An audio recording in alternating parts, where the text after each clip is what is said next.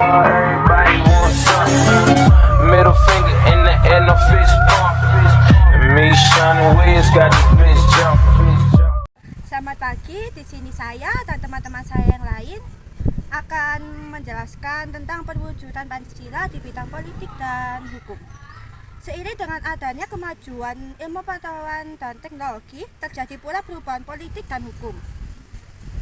Semakin berkembangnya zaman, semakin berkembang pula nilai politik dan hukum di tengah masyarakat. Pancasila berfungsi sebagai penyeleksi nilai politik dan hukum agar selaras dengan dasar negara yang berlaku. Ada beberapa contoh dari perwujudan nilai-nilai Pancasila dalam bidang politik dan hukum. Selanjutnya akan dijelaskan oleh teman-teman saya. Ada beberapa contoh dari perwujudan nilai-nilai Pancasila dalam bidang politik dan hukum. Berikut penjelasannya. Yang nomor 1, menjunjung hak asasi manusia. Contoh perwujudan nilai-nilai Pancasila di bidang politik dan hukum adalah dengan menjunjung hak asasi manusia. Hak asasi manusia adalah hak yang melekat dan dimiliki oleh manusia sebagai ciptaan Tuhan sehingga wajib dilindungi. Di Indonesia, hak asasi manusia sangat dihargai. Ini terlihat dari adanya UU tentang hak asasi manusia, yakni Undang-Undang Nomor 39 Tahun 1999. Undang-undang ini adalah sebuah upaya untuk melindungi hak asasi masyarakat Indonesia jika terjadi masalah.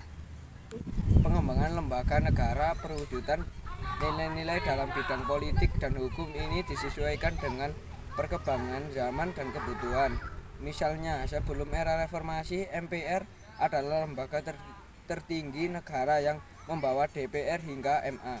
Namun, setelah era reformasi tidak dikenal lagi adanya lembaga tertinggi negara. Lalu bagaimana Budi Utomo? Hal ini ditandai dengan kedudukan MPR yang menjadi setara dengan lembaga tinggi negara lainnya. Dengan persamaan kedudukan ini diharapkan semua lembaga tinggi negara bisa saling mengawasi dan mengoreksi. 4. Menghormati pilihan orang lain. Contoh perwujudan nilai-nilai Pancasila di bidang politik dan hukum selanjutnya adalah menghormati pilihan orang lain. Di Indonesia memiliki presiden, wakil presiden, dan lembaga legislatif dilakukan melalui pemilihan umum. Artinya, seluruh masyarakat Indonesia yang sudah memenuhi syarat berhak untuk memilih maupun dipilih. Oleh karena itu, semua orang harus menghargai atau menghormati pilihan masing-masing yang mungkin saja berbeda.